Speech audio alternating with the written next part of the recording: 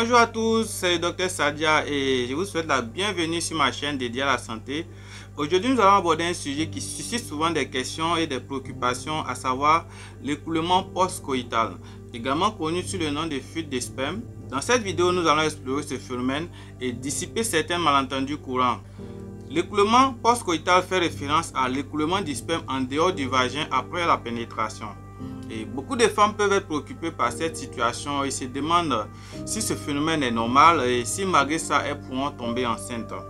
Et je tiens à souligner que la fuite de sperme en dehors du vagin est une réaction tout à fait normale et qui peut varier d'une personne à une autre. Chez certaines, la fuite sera abondante, par contre chez d'autres, elle sera moins abondante.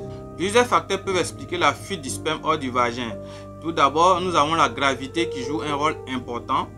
Lorsque votre partenaire se retire, le sperme a tendance à ressortir en raison de la position du vagin. De plus, le sperme est souvent accompagné d'un liquide séminal qui est plus fluide, qui est produit par les glandes de Cooper et de la prostate, qui peut également s'écouler du vagin du fait de sa faible densité.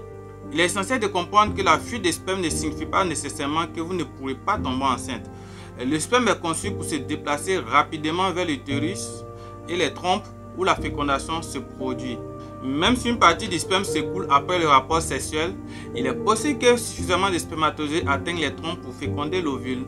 Cependant, si vous avez des préoccupations particulières sur la qualité du sperme ou si vous rencontrez des difficultés à concevoir, il peut être utile de consulter un professionnel de la santé comme un gynécologue ou un spécialiste de la fertilité. Ils pourront évaluer votre situation et vous fournir une prise en charge adaptée à vos besoins. Il est également important de noter que l'écoulement post-coïtal peut varier en fonction de différents facteurs tels que le moment du cycle menstruel, l'utilisation de contraceptifs ou de lubrifiants et aussi d'autres facteurs individuels spécifiques à la femme ou à l'homme. Nous arrivons au thème de notre sujet. Ce qu'il faut retenir, c'est que la fuite de sperme est un phénomène normal qui peut se produire après les rapports sexuels. Et comprendre ce processus peut aider à dissiper les inquiétudes et les malentendus. Merci d'avoir regardé cette vidéo, j'espère qu'elle vous a été utile. Et si vous avez des préoccupations, des questions ou des sujets que vous aimeriez que j'aborde dans mes prochaines vidéos, n'hésitez pas à les partager dans les commentaires ci-dessous. N'hésitez pas à vous abonner et à lâcher un pouce bleu. Prenez soin de vous et à bientôt pour une nouvelle vidéo.